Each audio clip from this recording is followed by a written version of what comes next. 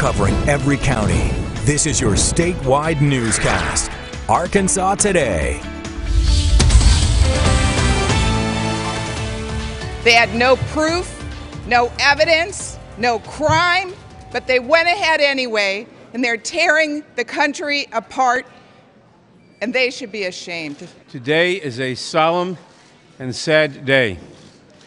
For the third time in a little over a century and a half, the House Judiciary Committee has voted articles of impeachment against the president. And we begin with news from Capitol Hill, where the House Judiciary Committee has voted to pass both articles of impeachment against President Donald Trump. Good afternoon, I'm Mallory Brooks. Thanks for joining us for Arkansas Today.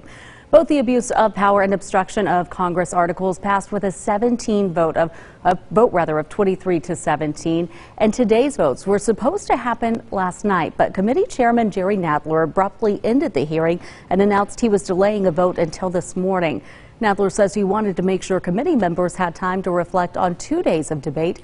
Republicans, however, were outraged, calling the unexpected delay a Bush League stunt. NBC's Jennifer Johnson has the latest now from Washington. Mr. Neguse? Aye. Mr. Neguse votes aye. Ms. McBath? Aye. The House Judiciary Committee taking its historic vote to pass articles of impeachment against President Trump 1 day later than expected. The articles charging the president with abuse of power and obstruction of Congress. And there are 23 ayes and 17 noes. The article is agreed to. The critical vote was delayed late last night after many Americans had gone to bed. Democrats blaming Republicans for dragging out the meeting for 14 hours. Republicans accusing Democrats of ambushing them, delaying the final vote to get more media attention. And I have just witnessed just the most Bush League stunt I have ever witnessed in my professional life. President Trump going on another Twitter storm this morning, asking, how do you get impeached when you have done nothing wrong?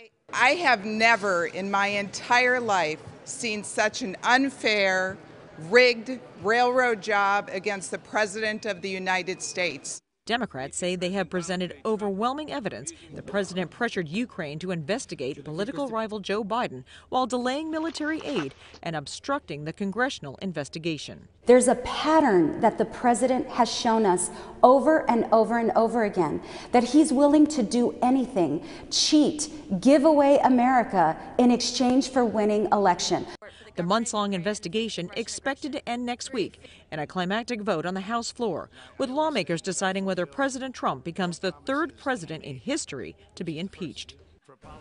And in January, the Senate will hold an impeachment trial. Majority Leader Mitch McConnell is now saying there is no chance the Senate will vote to remove the president from office.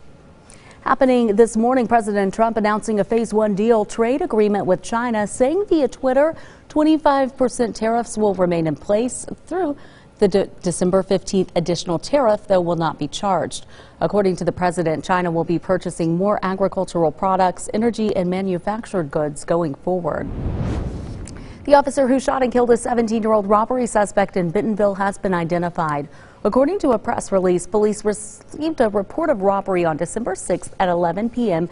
at Come and Go on Airport Boulevard. A Bentonville police officer located the suspect near Greenhouse Road and Briar Creek. Within seconds, the officer reported shots were fired and the suspect was down. Brown's attorney Shane Wilkinson with Wilkinson Law Firm said his client's actions were justified.